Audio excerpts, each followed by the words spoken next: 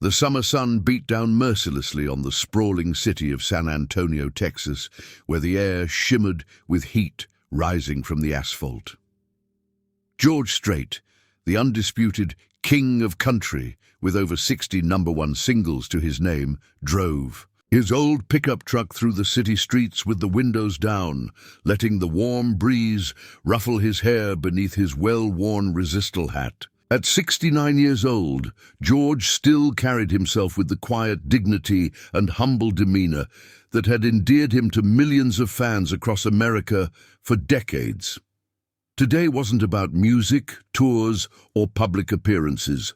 It was simply about getting a new truck for his beloved ranch in LaSalle County. After years of loyal service, his current vehicle was finally showing signs of giving up, and George wanted something reliable for the rough terrain of his property. He could have sent someone to handle this errand, but that wasn't his style. Despite his enormous success and estimated $300 million fortune, George Strait had never lost touch with his roots or forgotten the value of doing things for himself. He pulled into the parking lot of Elite Motors, San Antonio's most prestigious luxury vehicle dealership. The gleaming glass and chrome building housed rows of high-end trucks and SUVs that sparkled under the Texas sun. George parked his dusty pickup between a brand-new Range Rover and a Mercedes, the contrast almost comical. As he stepped out, he straightened his simple blue jeans and brushed some dust off his plaid button-down shirt. His boots, worn from actual work rather than for fashion, made a familiar sound against the pavement as he walked toward the entrance. A small smile played on George's lips as he pushed open the heavy glass doors and entered the air-conditioned showroom. He had no illusions about his appearance today. He looked like any other aging rancher from the Texas countryside. But that was exactly who he was at heart, regardless of the Grammy Awards and platinum records that lined the walls of his home studio. Folks, if you're enjoying this story so far, please make sure to subscribe to our channel for more incredible, true stories like this one. We love hearing from you in the comments section. Tell us what you think and where you're watching from. Your support means everything to us as we continue to bring you these powerful narratives of dignity and triumph. George walked slowly around the showroom, admiring the vehicles. His eyes lingered on a top-of-the-line Ford F-350 Platinum Edition in a deep midnight blue. It was exactly what he needed, powerful enough for ranch work, but comfortable enough for long drives. As he ran his hand along the pristine paintwork, he noticed a young salesman watching him with narrowed eyes from across the floor. Brad Wellington had transferred to San Antonio from Connecticut just 3 months ago. At 32, he was already known for his aggressive sales techniques and his uncanny ability to identify wealthy clients. In his designer suit and Italian leather shoes, Brad considered himself a cut above the local salesman.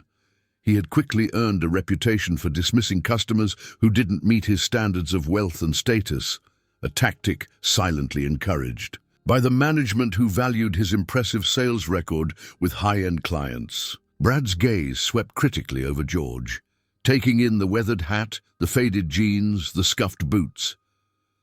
"Tourist," he muttered under his breath, categorizing George as another local rancher who had wandered in to gawk at vehicles he could never afford. Normally, Brad would have ignored such a customer entirely, but today had been slow, and he was in the mood for some entertainment. "Can I help you find the exit, sir?" Brad asked with a smile that didn't reach his eyes as he approached. "George, the used truck lot is about 3 miles down the highway." George turned to face the young man, his expression remaining pleasant despite the obvious insult. "Actually, I'm interested in this Ford right here," he said in his characteristic soft-spoken manner, the same gentle voice that had sung love songs and ballads that touched millions of hearts. Brad let out a chuckle that drew the attention of nearby customers and staff. "Sir, this vehicle starts at $85,000. Perhaps I could direct you to a used car dealership a few blocks from here. They might have something more appropriate for your budget." George didn't respond immediately. Throughout his decades in the music industry, he had encountered all types of people, the genuine and the artificial. He had learned long ago that responding to rudeness with anger only diminished yourself. So instead, he simply nodded and said, "I understand it's expensive, but I'm looking for something reliable for my ranch. I'd like to know more about this model." Brad's smirk grew more pronounced. He was enjoying this now, putting on a show for the other salespeople who had begun to watch the interaction. "Look, Grandpa," he said, loud enough for everyone to hear, "we're very busy with real customers today. Why don't you go back to your little farm with your tractor and leave this, well, to people who can actually afford it?" An uncomfortable silence fell over the showroom.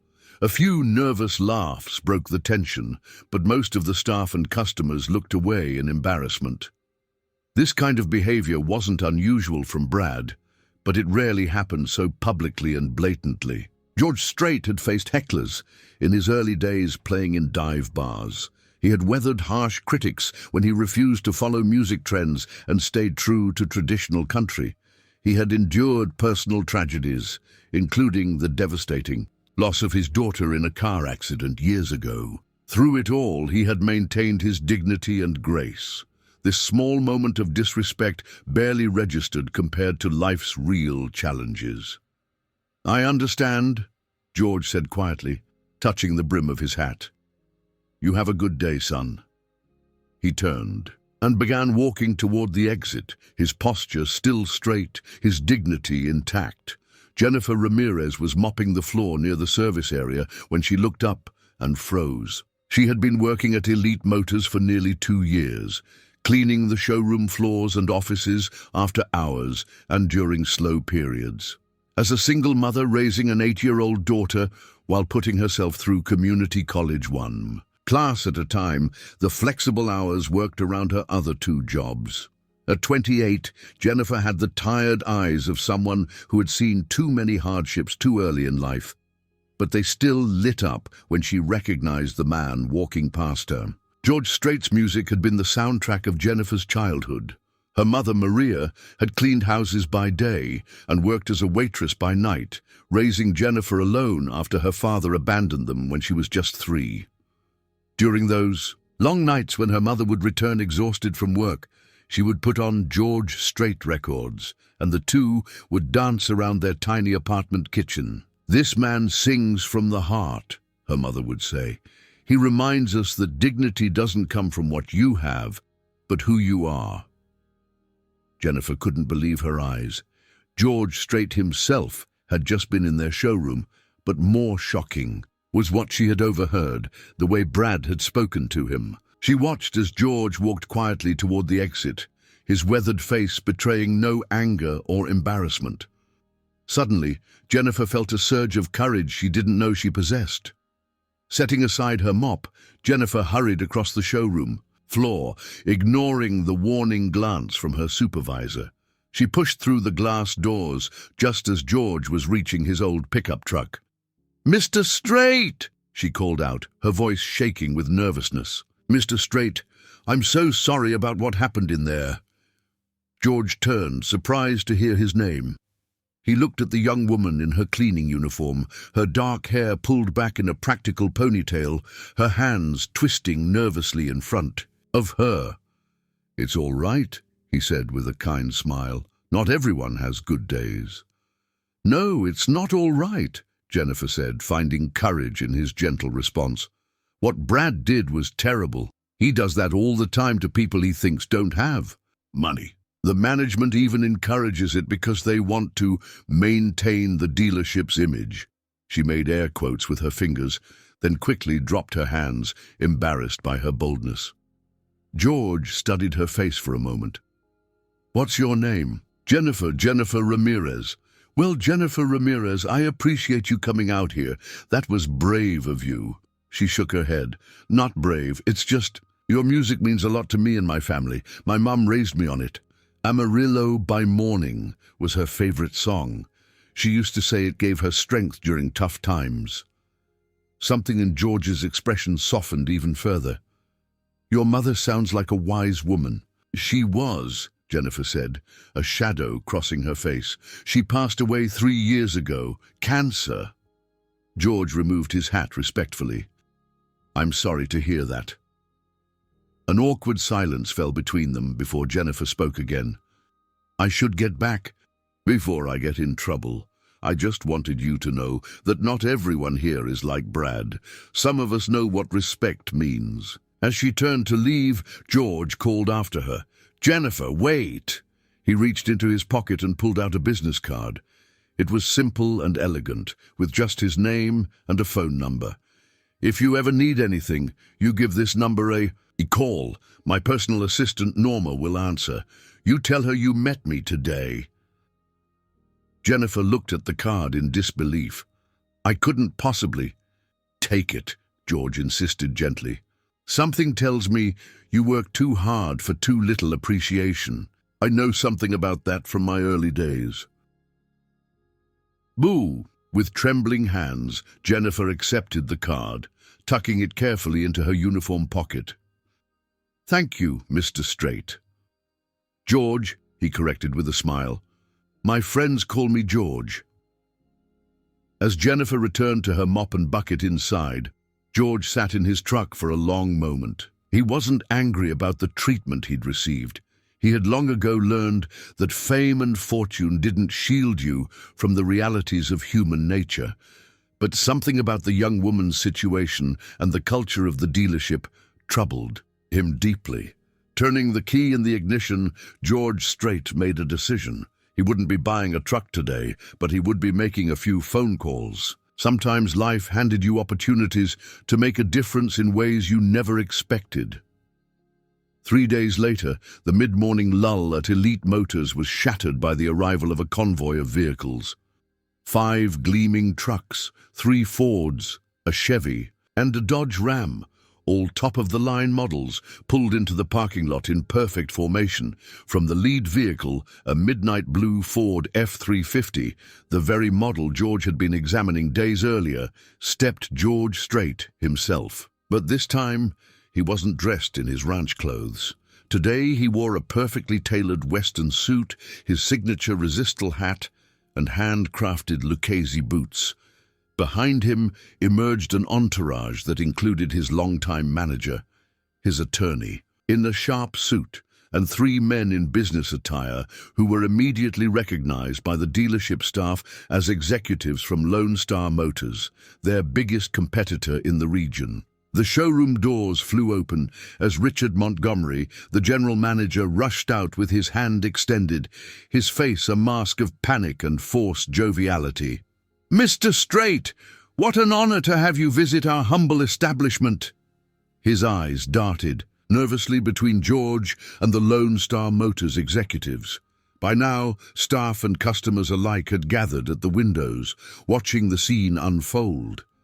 Brad Wellington, who had been in the middle of a sales pitch to an elderly couple, abandoned in the mid-sentence when he recognized the commotion outside. His face drained of color as he watched George Strait approach. 3 days of boasting to colleagues about how he had put some old cowboy in his place came crashing down around him. Jennifer was dusting display cases when the convoy arrived. She had spent the past 3 days regretting her boldness in approaching. George Strait, convinced she had made a fool of herself. She had taken out his business card dozens of times just to confirm it was real, but had never considered actually using it. Now, seeing him return, she froze, unsure whether to hide or stand her ground. George's eyes found her across the showroom, and he gave her a small nod of recognition before turning his attention to the general manager. Mr. Montgomery, George said in his quiet but commanding voice, I'd like to speak with you, your sales manager, and Mr. Wellington in private, if you don't mind. Of course, Montgomery gushed, shooting a venomous look at Brad, who seemed to be trying to make himself invisible behind a display pillar. We can use the executive conference room right this way, sir. As the group moved through the showroom, George paused near Jennifer. Miss Ramirez, he said formally, would you mind joining us as well? All eyes turned to Jennifer, who stood clutching her feather duster like a shield. Me? She squeaked. "Yes, please," George confirmed with a reassuring smile. As Jennifer followed the group to the conference room, whispers erupted throughout the showroom. Brad walked like a man heading to his own execution, his earlier arrogance replaced by naked fear. The conference room doors closed behind them, leaving the rest of the staff and customers in a buzz of speculation about what was happening behind. And those doors, whatever it was, they all sensed that Elite Motors would never be quite the same after today. The conference room of Elite Motors was designed to impress high-end clients. Mahogany table gleaming under recessed lighting, plush, leather chairs, and floor-to-ceiling windows offering a panoramic view of the city. But today, it felt more like a courtroom. George Strait sat calmly at one end of the table, his posture relaxed yet commanding. Beside him sat his attorney, Marcus Davidson, a silver-haired veteran of Texas law with a reputation for ruthless efficiency beneath his genial exterior. Across from them, Richard Montgomery, the general manager, was sweating visibly despite the room's powerful air conditioning. Next to him, sales manager Victor Reyes kept adjusting his tie as if it were strangling him. Brad Wellington, relegated to the far end of the table, looked like he might be sick at any moment. Jennifer Ramirez sat awkwardly in a chair, slightly apart from the others, still in her cleaning uniform, feeling entirely out of place amid the power dynamics unfolding before her. She couldn't understand why she had been included in this meeting, among executives and a country music legend. "Gentlemen," George began, his voice carrying the same warm tone that had delivered countless ballads to adoring fans. "I'd like to begin by introducing my associates." He gestured to the three men from Lone Star Motors. "This is Carl Jacobson, CEO of Lone Star Motor Group and his executive team." Montgomery's face grew even paler. Lone Star was Elite Motors' biggest competitor, and their presence here with George Strait could mean only one thing: trouble.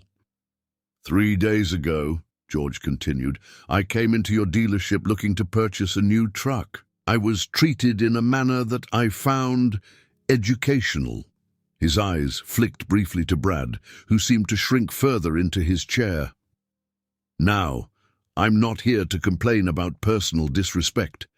I've been fortunate enough in life to develop a thick skin." He leaned forward, placing his weathered hands on the polished table. "But what concerned me was learning that this behavior wasn't an isolated incident. It's apparently store policy to prejudge customers based on their appearance and treat them accordingly." Montgomery jumped in, his voice unnaturally high. "Mr. Strait, I can assure you that what happened was a terrible misunderstanding. Brad is new here, and he doesn't represent our values at all. We would never—" George raised a hand, silencing the manager mid-sentence. "Mr. Montgomery, my mother taught me that when someone shows you who they are, you should believe them the first time." His smile never wavered, but his eyes grew steely. "So I did some research into Elite Motors over the past few days." Marcus Davidson, the attorney, opened a leather portfolio and slid several documents across the table. "We've compiled customer complaints filed against this dealership over the past 18 months. There's a pattern here of discriminatory treatment based on appearance, age, gender, and ethnicity. Particularly disturbing are the internal emails we've obtained through former employees that outline what you call your client filtration strategy." Montgomery's mouth opened and closed like a fish out of water. "How did you get those?" "That's confidential company information. Texas is a single-party consent state for recordings," Davidson replied smoothly. "And disgruntled former employees can be quite forthcoming when approached properly." George watched the panic spreading across the faces before him. He took no pleasure in their discomfort, but he believed firmly in accountability. Throughout his career, he had seen too many people use power and position to mistreat others. It was a behavior he could never abide. "Now," George continued, "I could have simply taken this information public, I imagine the local news would find it interesting that a luxury dealership in San Antonio has been systematically discriminating against customers. He paused, letting the implications sink in. But I've never been one for public spectacles or revenge. Carl Jacobson from Lone Star Motors spoke up for the first time. What Mr. Strait is trying to say, gentlemen, is that we're offering you an alternative. Jennifer watched the scene unfold in astonishment. She had assumed George Strait might return to buy a truck and perhaps get an apology. She never imagined anything like this. George turned to Jennifer, his expression softening. Miss Ramirez, would you mind sharing with everyone what you told me about how customers are treated here? All eyes turned to Jennifer, who felt her throat go dry. These men controlled her livelihood, a job she desperately needed to support her daughter and continue her education. But looking at George's encouraging expression gave her courage. It's standard practice, she began hesitantly. Salespeople like Brad are told to focus only on customers who look wealthy. Management calls it efficiency. I've overheard Mr. Montgomery tell the sales team that some people are just tire kickers and to focus on the real money. She swallowed hard before continuing. I've seen elderly couples ignored, young Hispanic families like mine made to wait while salespeople help others who arrived after them, and single women talked down to like they don't know anything about cars. Montgomery's face had turned from pale to crimson. This is absurd. She's a cleaning woman, for God's sake. What would she know about our sales strategies? The invisible often see everything, George replied quietly, and I believe every word she's saying. He turned back to the managers. Here's what's going to happen. Lone Star Motors has agreed to purchase a controlling interest in Elite Motors. He slid another document across the table. This is their offer. It's fair but non-negotiable, and it expires at the end of business today. Montgomery stared at the paper in disbelief. You can't do this. You have no authority. Actually, Carl Jacobson interrupted, we've already spoken with your parent company in Dallas. They find the evidence against you concerning enough that they're eager to wash their hands of this location. They've already provisionally approved the sale, pending your surrender of operating control. The room fell silent as the reality of the situation sank in. George Strait, the man Brad Wellington had dismissed as a grandpa who should go back to his little farm, had just orchestrated a corporate takeover of their dealership in less than 72 hours. Brad, who had remained silent until now, suddenly found his voice. This is insane. All I did was try to save time by not wasting energy on someone who looked like they couldn't afford our vehicles. Anyone would have made the same judgment. George turned his attention to Brad for the first time. Son, in my 69 years, I've learned that the way you treat people who can do nothing for you says everything about who you are. I've met janitors with more integrity than CEOs and farmhands with more wisdom than college professors. His voice remained gentle, but his words carried weight. A man's worth isn't in his wallet or his wardrobe. It's in his character. Brad fell silent, his face flushed with shame. George continued, addressing the room. Now, contrary to what you might think, I'm not here to see anyone lose their jobs. I believe in second chances. Here's what Lone Star Motors and I propose. This dealership will undergo a complete cultural transformation. Carl Jacobson took over. We'll be implementing a new customer service policy. Every person who walks through those doors will be treated with equal respect and dignity, regardless of how they're dressed or what vehicle they currently drive. He pointed at the sales manager.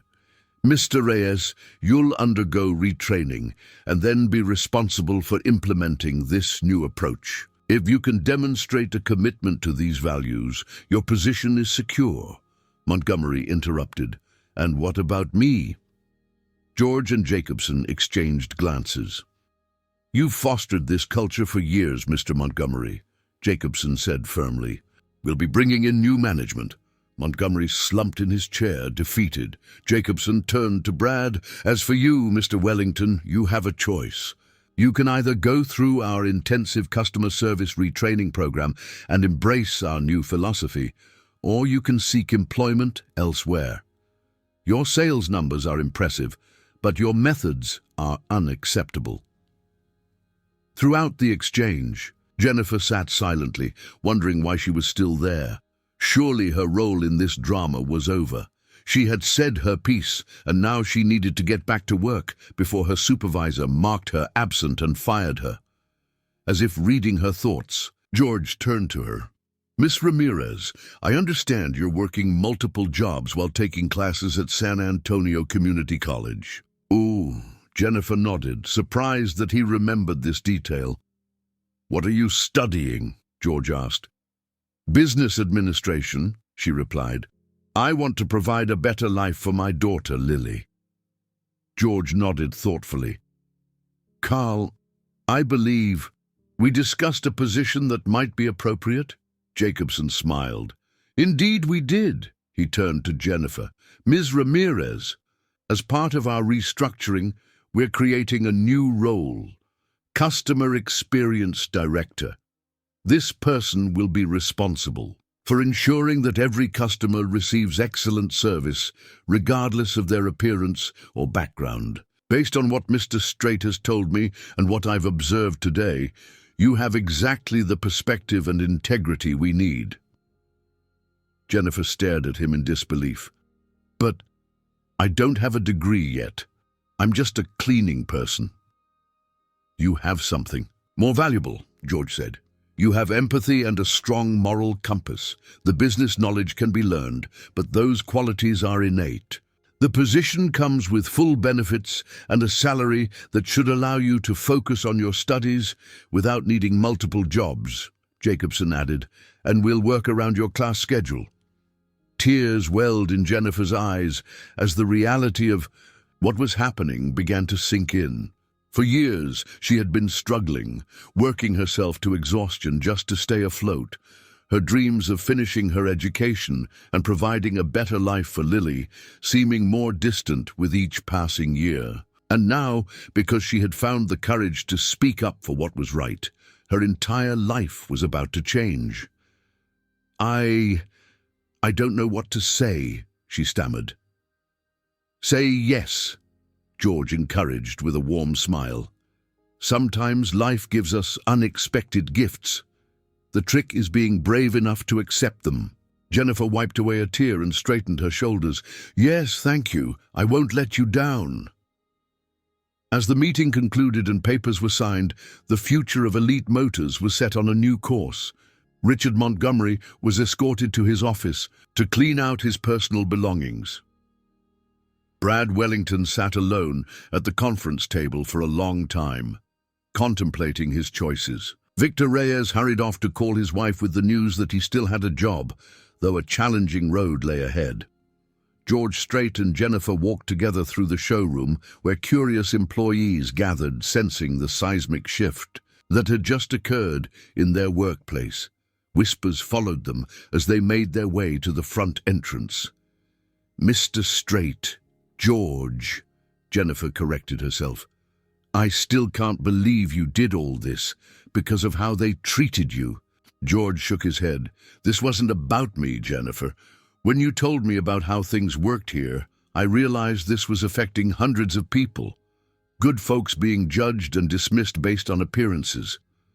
He stopped and looked at her. "Seriously, I've been fortunate in my life. With fortune comes responsibility." Outside in the parking lot, Jennifer noticed the beautiful blue Ford F-350 that George had been interested in before. "Are you going to buy your truck now?" she asked. George chuckled. "Already did. That's what we were signing in there. Purchase papers along with the business agreements.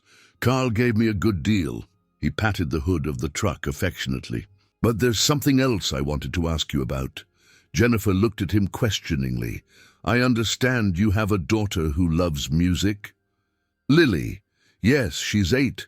She plays a little keyboard I found at a garage sale. She's actually quite Good, considering she's never had lessons. George nodded thoughtfully. My foundation provides music education to children who might otherwise not have access to it. I'd like Lily to be part of our program. Private lessons, proper instruments, summer music camps if she's interested. Jennifer's hand flew to her mouth. That's too much. You've already changed our lives today. Music saved my life, George said simply. Gave me purpose when I was young and looking for my way. If Lily has talent, she deserves the chance to develop it. His eyes took on a distant look. Talent is equally distributed, but opportunity isn't. I'm just trying to even the odds a bit. As they said their goodbyes, Jennifer watched George Strait drive away in his new truck, still trying to process everything that had happened. In the span of 3 days, her life had been completely transformed because she had found the courage to speak up for what was right. What she didn't know was that George Strait's plans extended far beyond what had transpired today.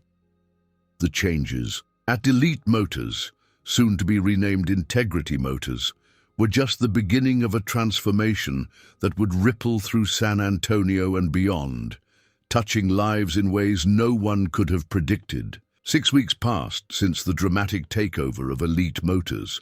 The dealership, now rebranded as Integrity Motors, had undergone a remarkable transformation. The physical changes were subtle.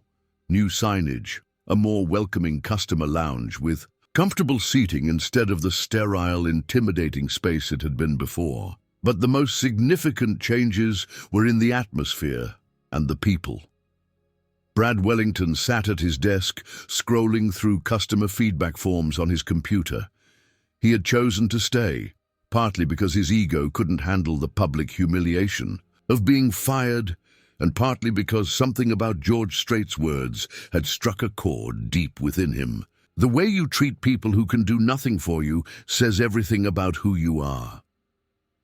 Those words had haunted Brad for weeks. The retraining program had been grueling, not physically, but emotionally.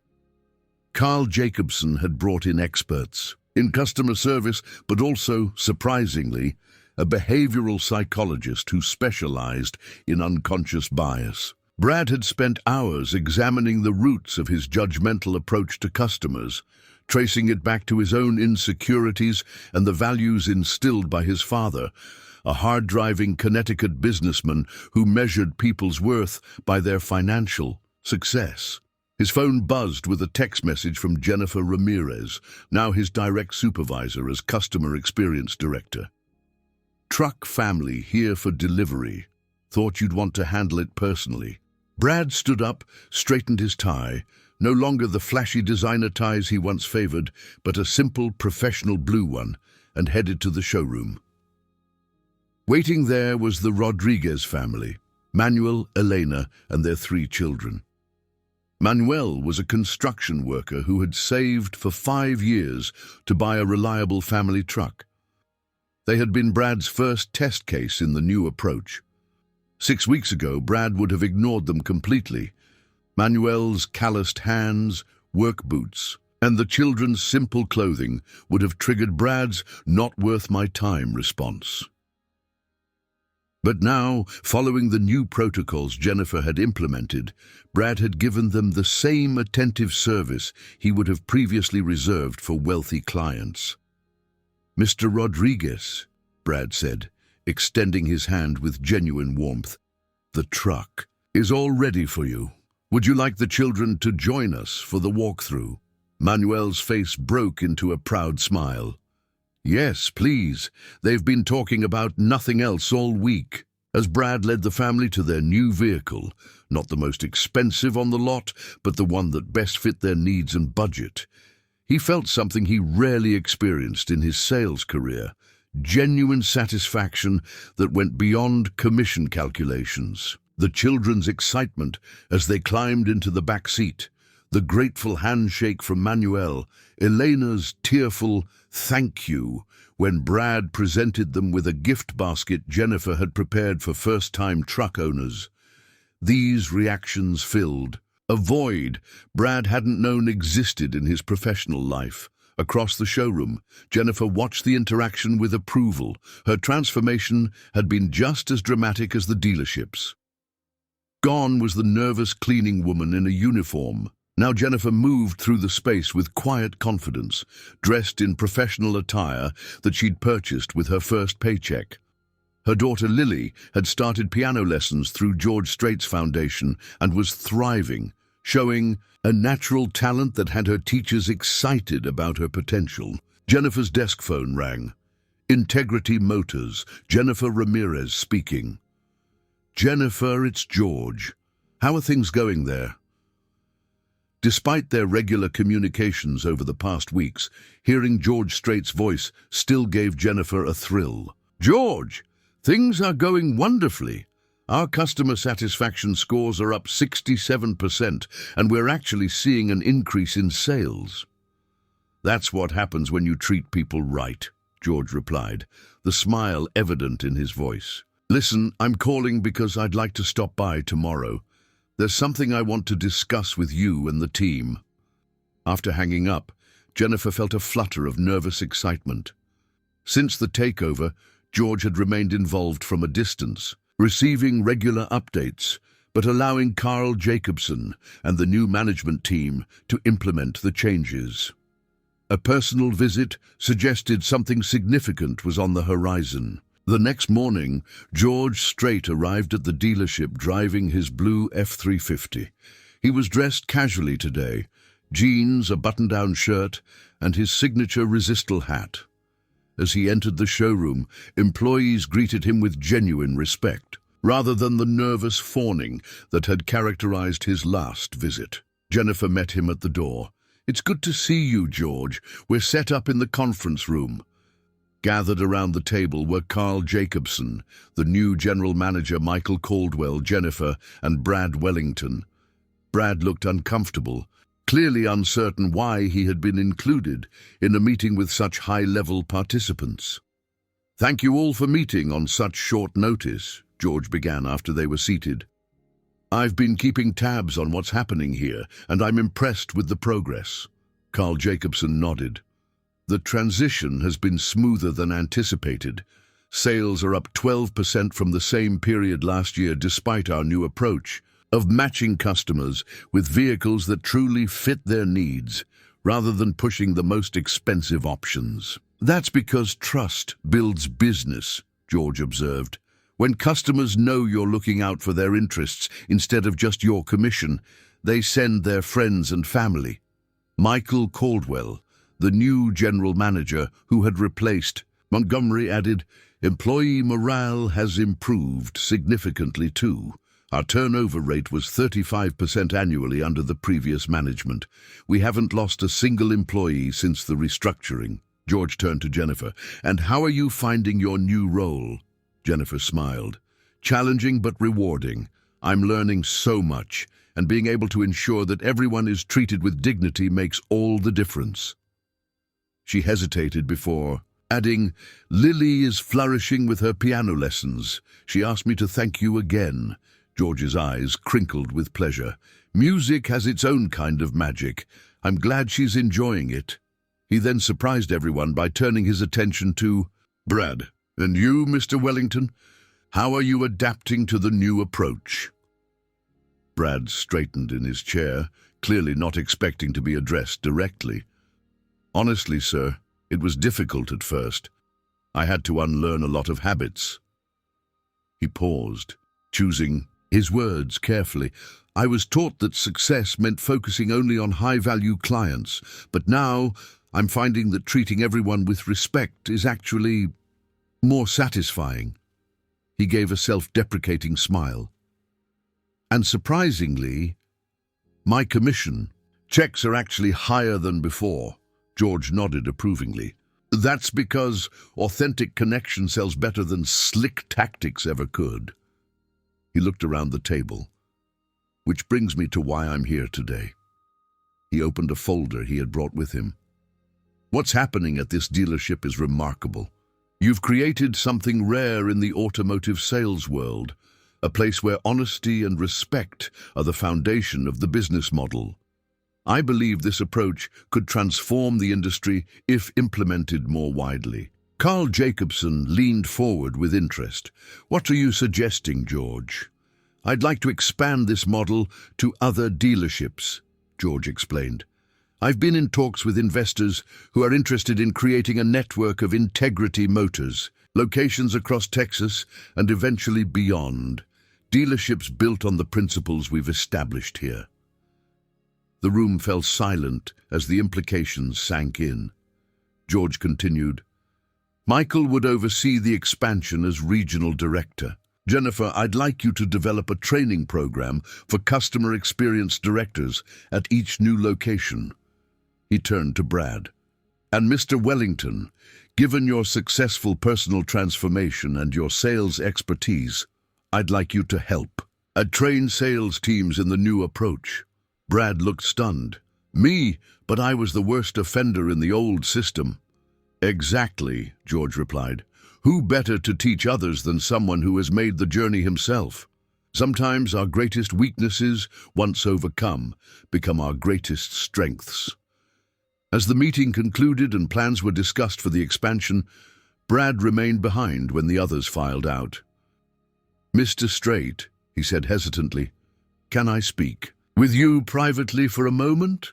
George nodded, and the two men were left alone in the conference room. I never properly apologized to you, Brad began, his voice uncharacteristically humble.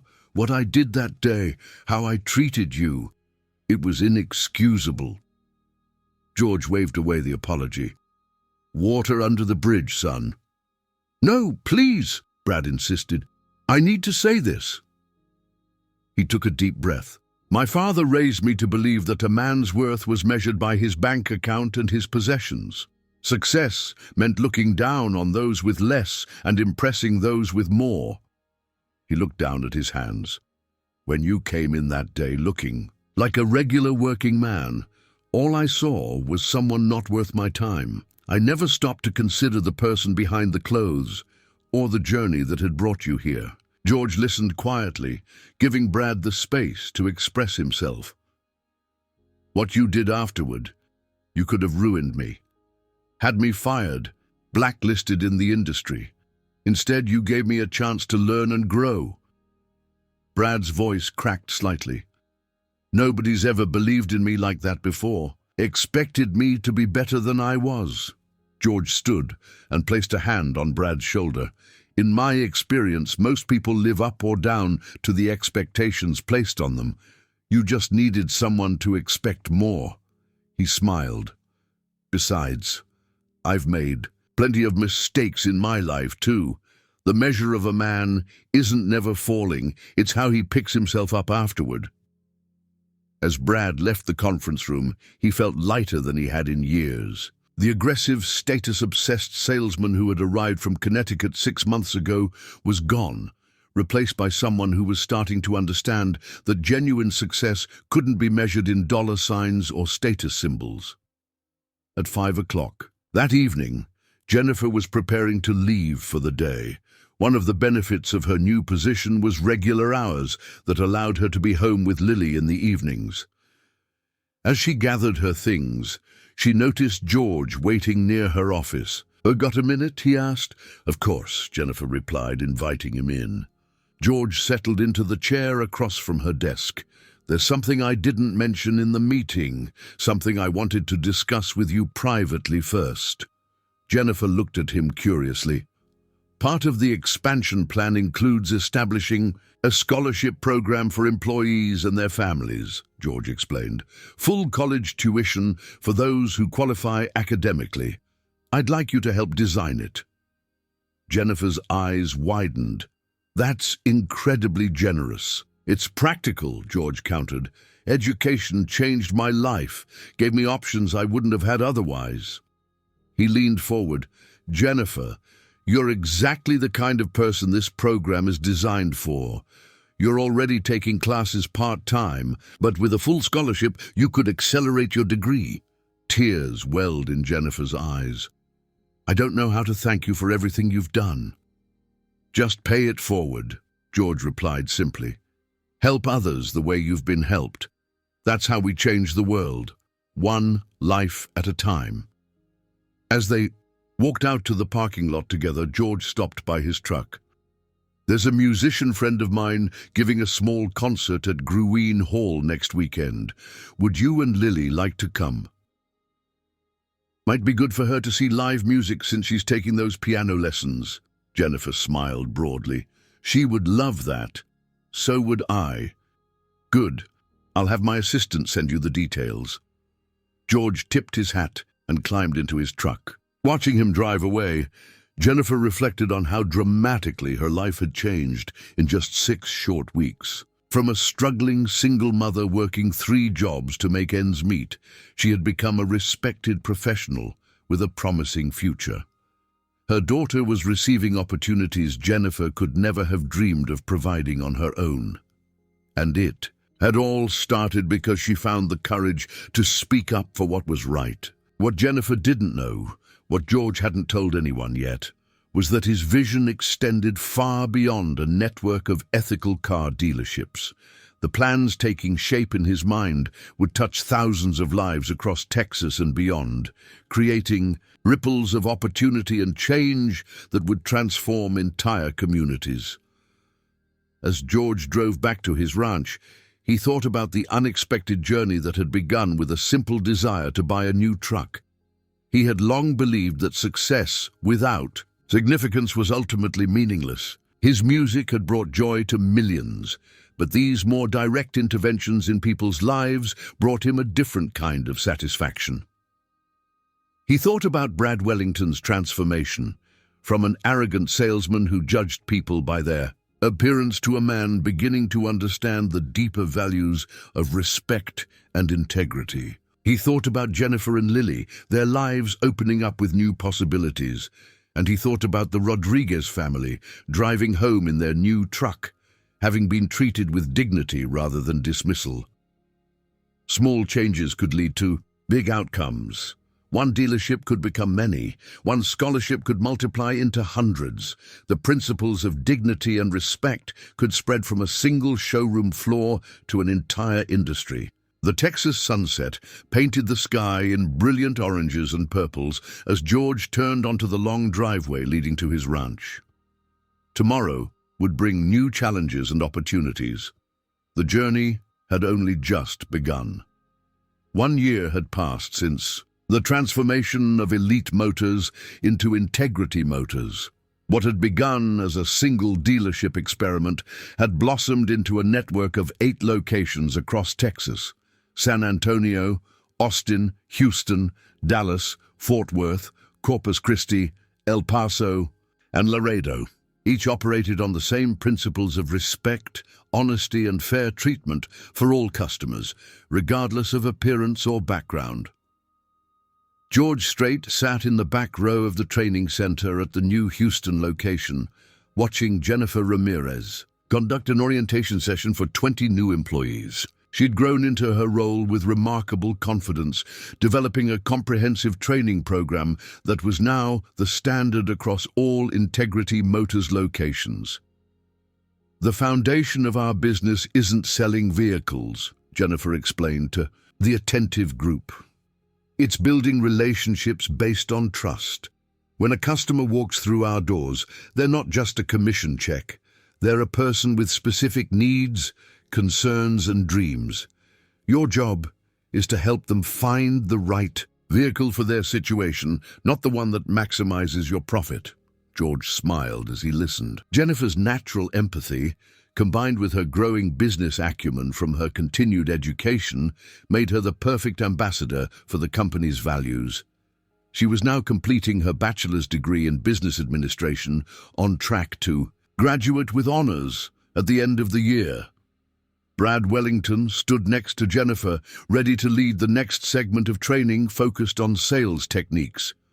The transformation in Brad over the past year had been nothing short of remarkable. The arrogant salesman who judged customers by their clothes and cars was gone, replaced by a thoughtful professional who had become one of the company's most valuable assets. After the session ended and the trainees filed out for their lunch break, Jennifer noticed George at the back of the room and came over with a broad smile. "How long have you been sitting there?" "Long enough to know we picked the right person to run our training program," George replied, standing to greet her. Brad joined them, extending his hand to George. "Good to see you, sir. We weren't expecting you until tomorrow's regional meeting." "Thought I'd come a day early to see how things are running," George explained, "and to discuss something important with both of you." They moved to a small conference room adjacent to the training area. Once they were seated, George got straight to the point. "We've had remarkable success with Integrity Motors. Our customer satisfaction ratings are the highest in the industry. Employee retention is nearly perfect, and we're profitable beyond projections." Jennifer and Brad nodded, pride evident in their expressions. "But," George continued, "we've also attracted some unwanted attention. Harrison Motors Group has noticed our success." The name hung in the air like a dark cloud. Harrison Motors was the largest automotive retail group in the southern United States, known for aggressive sales tactics, misleading advertising, and a cutthroat corporate culture. Roger Harrison, its founder and CEO, was legendary for his ruthless business practices and his view that ethics are for people who can't compete. "What kind of attention?" Brad asked, his voice tinged with concern. George sighed. "They've acquired 3 dealerships in markets where we operate. They're specifically targeting our customer base with predatory pricing and misleading promotions. But more concerning, they've been trying to poach our top employees with promises of massive signing bonuses and inflated salaries." Jennifer frowned. "Have we lost anyone?" "Not yet," George replied. "Our people seem to value our culture over Harrison's money. But Roger Harrison isn't accustomed to being refused, and he's escalating his tactics." He handed them each a folder containing news articles and internal reports. "Harrison's team has been spreading rumors about our financial stability. They've planted negative reviews online. And most recently, they've been lobbying state regulatory agencies to scrutinize our business practices, claiming we're engaged in anti-competitive behavior." Brad looked up from the folder, his face flushed. "With anger. That's ridiculous. We're competing fairly. They're the ones using underhanded tactics." "It's a classic case of projection," George agreed. "They accuse us of what they themselves are doing." Jennifer studied the documents thoughtfully. "So what's our response? We can't compromise our principles, but we can't just let them destroy what we've built." George smiled, pleased with her question. "That's exactly what I wanted to discuss with you both. I believe we're at a critical juncture. We can either retreat, maybe sell some locations and reduce our footprint to avoid Harrison's attention, or we can move forward more boldly." "What does moving forward look like?" Brad asked. "Expansion," George said simply. "Not just more dealerships, but a broader vision. I've been working with Carl and our investors on a comprehensive plan." He opened his laptop and turned it so they could see the presentation on screen. "Integrity Enterprises, a parent company that would include our dealerships, but also related businesses built on the same ethical principles." The slides showed plans for auto service centers, driver education programs, and most surprisingly, a finance company offering fair, transparent auto loans to people traditionally underserved by conventional lenders. "Many predatory practices in the auto industry happen in the financing office," George explained. "We can change that by offering honest terms to people who are usually exploited by high interest rates and hidden fees." Jennifer's eyes were wide with excitement. "This could help so many families who get trapped in terrible car loans because they have limited options." George nodded. "Exactly. But expanding this way puts us in direct competition with Harrison's entire business model. He won't take it lightly." Brad had been quiet, studying the presentation with intense focus. "Harrison will come after us hard if we do this," he said finally. I used to work with people like him in Connecticut. They don't just want to win, they want to destroy anyone who challenges them. That's why I wanted to talk to both of you first, George replied. You've been with this from the beginning. If we move forward, you'll both face significant challenges. I need to know if you're prepared for that. Jennifer didn't hesitate. I'm in. What we're doing matters. I see it every day in the faces of our customers and employees. Brad took longer to respond. Harrison will fight dirty, he said finally. We need to be prepared for that. But, he straightened his shoulders, what we've built here is worth fighting for. Count me in. George's face broke into a rare, full smile. Good, because you two are central to the plan. Jennifer, I'd like you to head up our community outreach and education initiatives. Brad, I want you to lead our efforts to recruit and train managers from Harrison's organization who are disillusioned with their culture. The meeting continued for another hour as George outlined the details of the expansion plan. By the end, both Jennifer and Brad were energized by the vision, but sobered by the challenges ahead. As they were wrapping up, George's phone buzzed with a text message.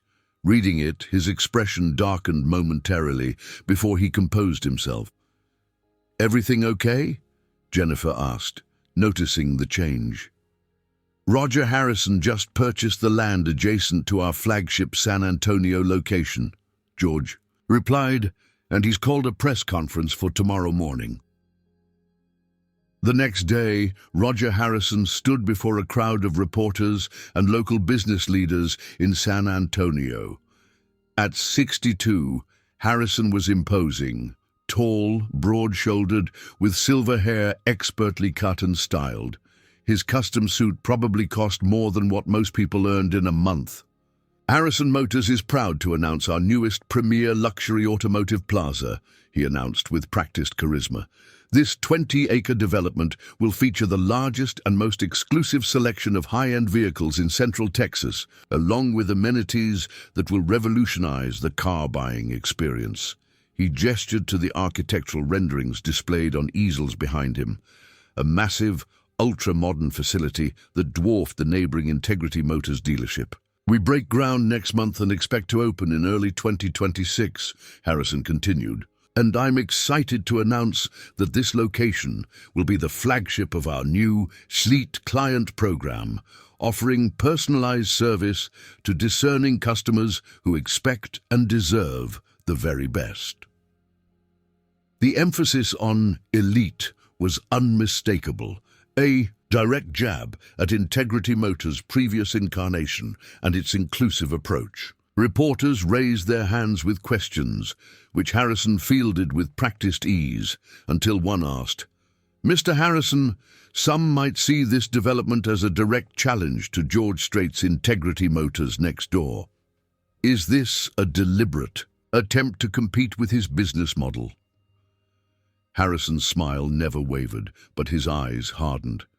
"I wouldn't presume to compete with Mr. Strait in music, and with all due respect to his accomplishments in that arena, automotive retail is our expertise, not his. We welcome anyone to try their hand in this industry, but eventually, professionals tend to prevail over hobbyists."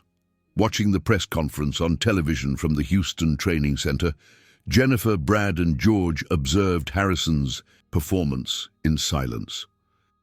"He's declaring war," Brad said finally. George nodded thoughtfully. "Yes, he is." He turned off the television. "Which means we need to accelerate our plans." 3 months later, Integrity Enterprises officially launched, with a series of coordinated announcements across Texas. The expanded vision was unveiled. 15 additional dealership locations planned over the next 3 years. A network of service centers charging fair prices for quality repairs, driver education centers offering affordable training to new drivers, and Integrity Financial Services providing transparent auto loans at reasonable rates. George took a calculated risk by doing no press conferences or media interviews himself. Instead, Jennifer Ramirez became the public face of the announcement, telling her own story of how Integrity's approach had changed her life, and explaining how the company aimed to bring that same opportunity to communities across Texas. Her natural warmth, combined with her genuine belief in the mission, resonated with viewers and readers. Social media buzzed with positive responses to the announcement, particularly from people who had been exploited by traditional dealerships in the past. Harrison's response was swift and aggressive. Within weeks, he slashed prices at dealerships near Integrity locations, launched attack ads questioning the company's experience and stability, and even attempted to manipulate local zoning boards to create regulatory hurdles for new Integrity facilities. The battle between the two companies quickly became a major business story in Texas, with media outlets framing it as the people's dealership versus the luxury giant, or ethics versus profit in auto sales. Through it all, George stayed largely in the background, guiding strategy, but letting Jennifer, Brad, and other team members serve as the company's representatives. His experience in the music industry had taught him the value of letting others shine while providing support and direction. One evening, 6 months into the expansion, George invited Jennifer and Brad to his ranch for dinner. They sat on the expansive back porch overlooking rolling Texas hill country as the sun set, casting long shadows across the landscape. "I wanted to check in with both of you away from the office," George said, as they enjoyed steaks he had grilled himself. "Harrison's playing hardball, and you two are on the front lines." Brad nodded grimly. "He's gotten personal. That hit piece in the Business Journal last week trying to paint me as a failed Northeastern broker who couldn't cut it in the real financial world. And the anonymous source who told that gossip blog I only got my position because of some supposed relationship. With you," Jennifer added, shaking her head in disgust. George's face darkened with anger. "Harrison fights dirty, always has, but remember what my old friend Willie Nelson once told me. When they're throwing dirt, it means you're still ahead in the race." He studied them both with concern. "Ah, you holding up okay, both of you? This isn't what you signed up for originally." Jennifer smiled. "Actually, it is. We signed up to change how the automotive industry treats people. Did I expect to be called names in the press? No. But is it worth it when I see families who would have been exploited elsewhere driving away happy?" "Absolutely." Brad took a sip of his iced tea before responding. 6 months ago, Harrison offered me double my salary to jump ship and bring our training methods to his company.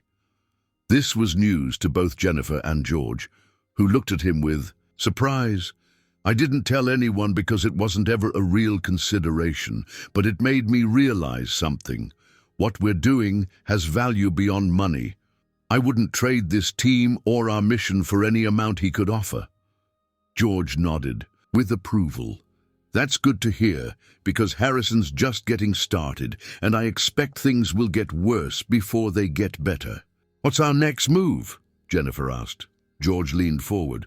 "Harrison thinks this is about dealerships and market share, but that's not what Integrity Enterprises is really about." His eyes sparkled with purpose. "We're not just selling cars differently. We're changing lives through opportunity and respect, and that's something Harrison can't compete with, no matter how much money he throws around." And as the evening concluded, and George walked his guests to their cars, a sense of resolve had replaced their earlier tension. The road ahead would be difficult. Harrison Motors had more resources, more political connections, and a willingness to fight without ethical constraints. But Integrity Enterprises had something more valuable, a genuine mission that resonated with employees and customers alike. They were building something that mattered beyond profit margins and market share, a business model that valued human dignity as its core principle. What none of them realized as they said their goodbyes that evening was that Roger Harrison had one more card to play, a calculated move so devious it would test the very foundation of everything they had built. and forced George Strait to make the most difficult decision of his business career. Roger Harrison sat in his opulent office atop the Harrison Motors headquarters in Dallas, the city skyline sprawling before him through floor-to-ceiling windows. Across his mahogany desk sat Miles Carrington, a private investigator with a reputation for finding dirt on anyone for the right price. "Please tell me you found something I can use," Harrison said, not bothering with pleasantries. Carrington slid a folder across the desk. "Integrity Enterprises itself is clean. Strait runs a tight ship, but I found a vulnerability." Harrison opened the folder to find photographs, financial records, and a detailed report on Jennifer Ramirez. His thin lips curved into a smile as he read. "This is perfect," he murmured. "Absolutely perfect." Across the state in San Antonio, Jennifer was having lunch with Lily at a small cafe near Lily's school. Now 9, Lily had blossomed over the past 18 months. Her piano lessons through George Strait's foundation had revealed a remarkable talent, and she had recently performed in her first recital, playing a piece she had composed herself. "Mom, can we go to the music store after school tomorrow? Miss Peterson gave me new sheet music to practice," Lily asked, her eyes bright with excitement. Jennifer smiled, still amazed at how much their lives had changed. "Of course, honey. I'll pick you up right after school." Her phone buzzed with a text message from Brad. "Emergency meeting at headquarters, 3 p.m. today. Jess says it's urgent." Jennifer felt a twinge of concern. George rarely called emergency meetings. Whatever had prompted this must be serious. 3 hours later, Jennifer sat in the conference room at Integrity headquarters with Brad, George, Carl Jacobson, and their legal counsel, Elena Rodriguez. The atmosphere was tense, with George looking more somber than Jennifer had ever seen him. "Thank you all for coming on such short notice," George began. "We have a situation." He nodded to Elena, who distributed folders to everyone at the table. "This morning, we received these documents from Roger Harrison's attorneys," Elena explained. "They're threatening to go public with them tomorrow unless we agree to Harrison's terms." Jennifer opened her folder and felt the blood drain from her face. Inside were photographs of her from 3 years ago, entering and leaving the home of a man named Vincent Barrows, a former manager at a restaurant where she had worked before Elite Motors. There were also bank statements showing deposits to her account that coincided with her visits. "They're claiming you were involved in an embezzlement scheme with Barrows," Elena said gently. "They have documentation showing that money was missing from the restaurant during that period, and that you received payments." Jennifer looked up in shock. "That's not what happened. Vincent was going through a divorce. He was helping me with cash loans when Lily needed emergency dental surgery. I paid him back every cent as soon as I could. We dated briefly, but there was never any embezzlement." "We believe you," George assured her, "but Harrison is threatening to send these materials to the police, the media, and our investors with his own interpretation of events." Brad's face had turned red with anger. "This is character assassination. They're trying to destroy Jennifer's reputation to hurt integrity." Eleanor nodded grimly. "And unfortunately, even if Jennifer is eventually cleared of any wrongdoing, the damage to her reputation, and by extension to integrity's, would be immediate and possibly irreparable." "What are Harrison's terms?" Jennifer asked, her voice barely above a whisper. George met her eyes with a steady gaze. "He wants us to sell our San Antonio, Houston, and Dallas locations to him at 50 cents on the dollar. And he wants you to publicly resign, with a statement that could be interpreted as an admission of guilt." The room fell silent. Those 3 locations were Integrity's most successful dealerships. Losing them would cripple their expansion plans and throw the entire enterprise into chaos. "I'll resign," Jennifer said finally, tears welling in her eyes. "I won't let him destroy everything we've built because of me." Absolutely not, George said firmly. Integrity Enterprises doesn't sacrifice its people to protect its profits. That's Harrison's way, not ours. Brad leaned forward. There has to be another option. What about Barrows? Could he confirm Jennifer's story? Elena shook her head. We've tried to locate him.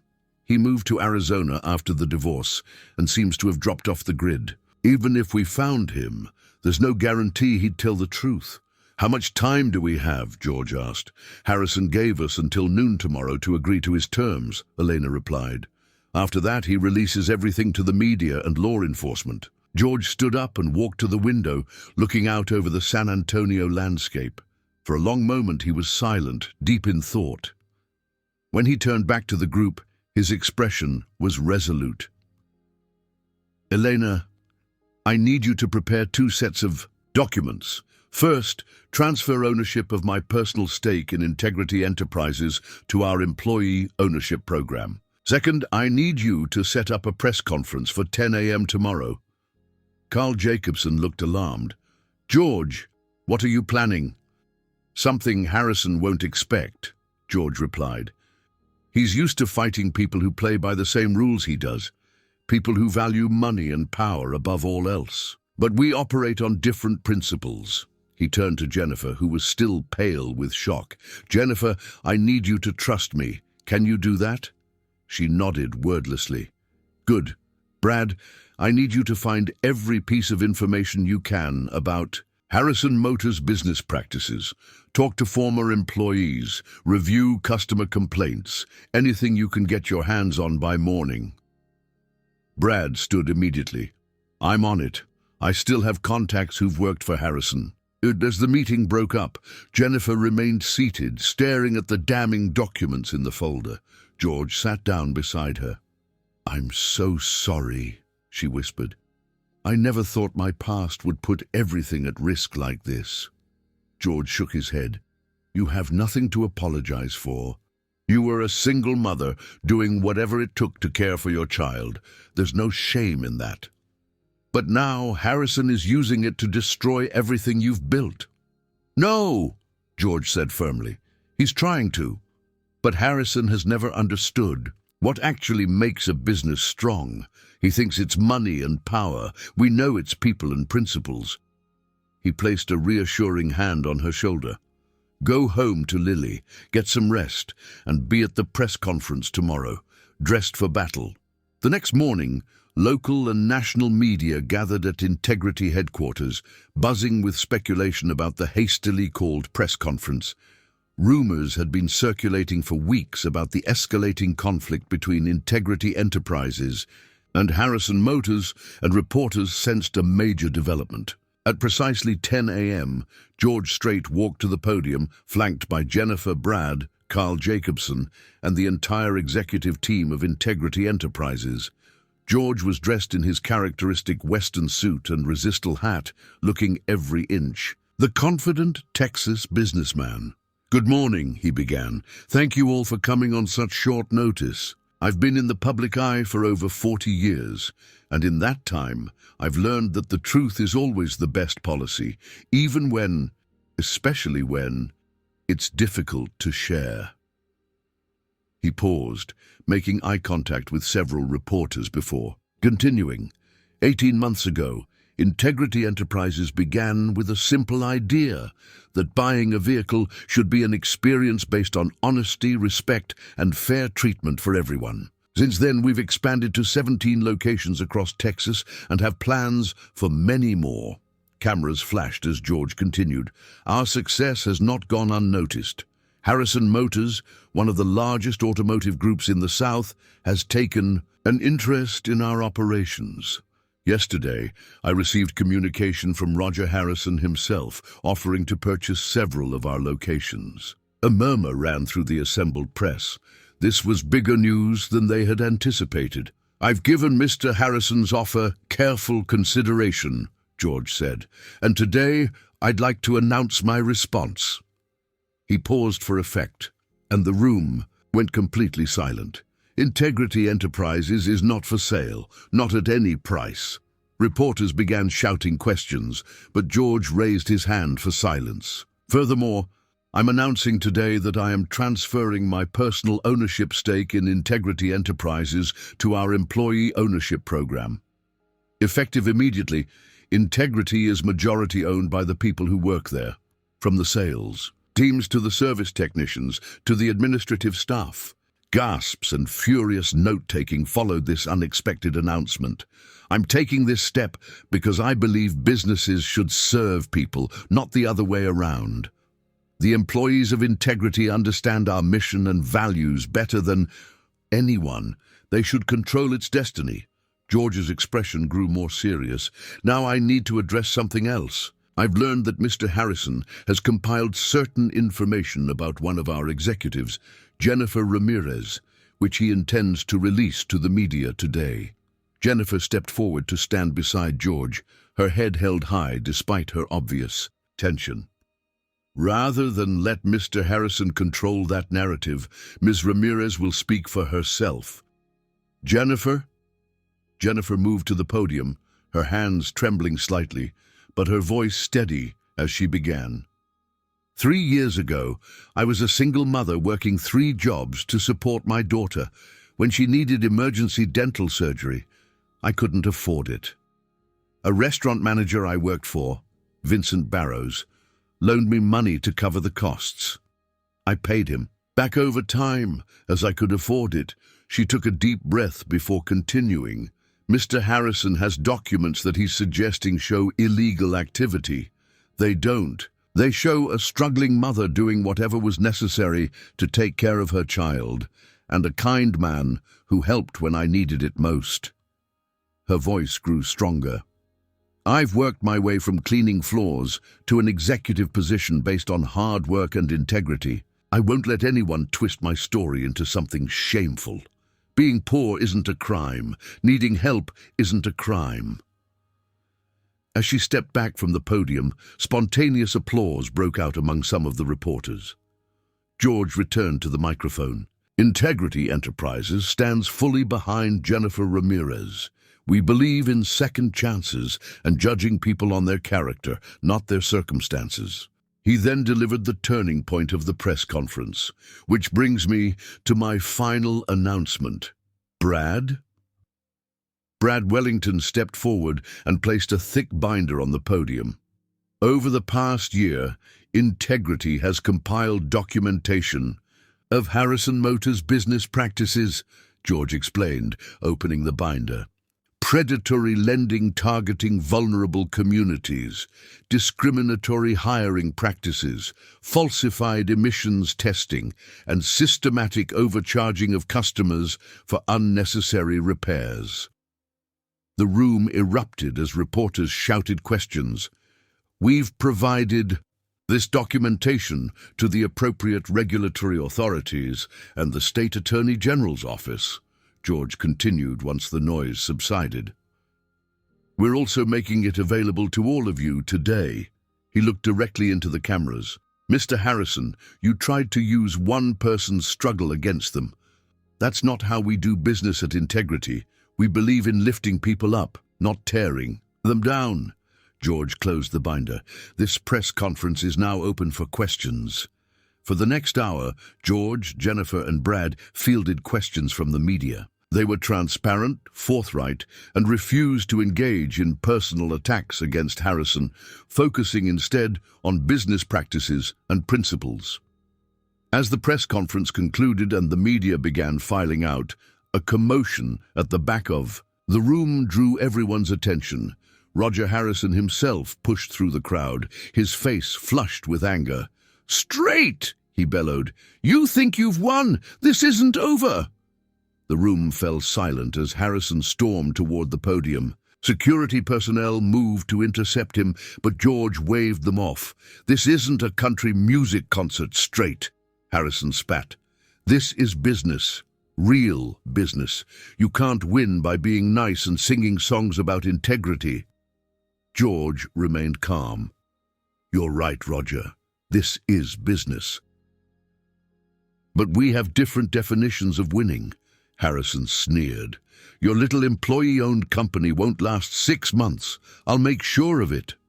"Maybe," George acknowledged with a slight nod. "Or maybe people are ready for a different way of doing business. Either way, we're going to give them that choice." Something in George's calm confidence seemed to further enrage Harrison. "You think you're so much better than me? I built my company from nothing. I have 32 dealerships across 4 states. And I respect that accomplishment," George replied evenly. "But a business is more than its balance sheet. It's about the lives it touches and the values it represents." Harrison jabbed a finger at Jennifer. "And what values does she represent? You know what she really is, what she's done." Jennifer stepped forward, standing face to face with Harrison. "I know exactly who I am, Mr. Harrison. I'm someone who survived hard times with my dignity intact. Can you say the same about how you built your fortune?" Harrison's face contorted with rage, but before he could respond, flashes erupted as photographers captured the confrontation. Realizing he was creating exactly the kind of spectacle that would damage his reputation, Harrison composed himself with visible effort. "This isn't over," he repeated, then turned and stalked out of the room. In the aftermath of the press conference, the media coverage was overwhelmingly favorable to Integrity Enterprises. Jennifer's honest acknowledgement of her past struggles resonated with people, and Harrison's angry appearance made him look exactly like the bully he was. 6 months later, George Strait stood on stage at Integrity's flagship San Antonio location, now expanded and renovated. Before him were hundreds of employees and their families gathered for a celebration. 1 year ago today, Integrity Enterprises became employee-owned, George said into the microphone. "The experts said you wouldn't last 6 months. They were wrong." Applause and cheers filled the space. Today, Integrity has 22 locations in Texas and has expanded into Oklahoma and New Mexico. Our financial services division has helped over 5,000 families secure fair auto loans. Our driver education programs have graduated over 2,000 new drivers. He gestured to where Jennifer stood with Lily at the side of the stage. And our education foundation, headed by Jennifer Ramirez, has awarded 150 scholarships to employees and their children. More applause as Jennifer and Lily joined George on stage. Jennifer, now a college graduate herself, had become a powerful advocate for educational opportunity within the company. "Harrison Motors isn't gone," George continued, his voice growing more serious. "In fact, they're still bigger than we are. But something interesting has happened. Faced with competition from a company operating on different principles, they've had to change some of their practices. Their customer satisfaction scores are up. Their employee turnover is down." He smiled. "Turns out, doing the right thing can be contagious." Brad Wellington joined them on stage, now serving as Chief Operating Officer of the expanding company. "We've proven that ethics and profitability aren't opposing forces," Brad added. "They're complementary. Integrity isn't just our name, it's our competitive advantage." As the celebration continued, George found a quiet moment with Jennifer and Lily. "I never properly thanked you," Jennifer said, "for standing by me when Harrison tried to use my past against me." George shook his head. "No thanks needed.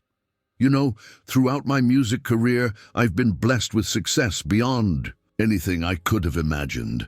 But this," he gestured to the celebration around them, "seeing how many lives have been changed because people are treated with dignity and respect, this might be the most meaningful thing I've ever been part of." Lily, now a poised young pianist, looked up at George. "My music teacher says that when you play from the heart, people feel it. Is that what you did with Integrity, Mr. Strait? Built it from the heart?" George smiled down at her. "That's exactly what we did, Lily. And you know what? When you build something from the heart, it tends to last." As George looked out over The crowd of employees and their families, people whose lives had been improved because someone chose respect over expedience, integrity over easy profit, he felt a profound sense of satisfaction. At 71 years old, he had created something that would outlast him, a legacy not just of music, but of values put into action. In the back of the room stood a familiar figure, Brad Wellington, engaged in earnest conversation with a man George recognized as one of Harrison's top executives. The automotive industry was changing slowly but surely, as Integrity's approach proved that treating people right was also good business. The revolution that had begun with a simple visit to buy a truck had spread far beyond what anyone could have imagined, and it had all started because one man, dressed in worn jeans and an old hat, had been judged not by his character but by his appearance, and had responded not with vengeance but with vision.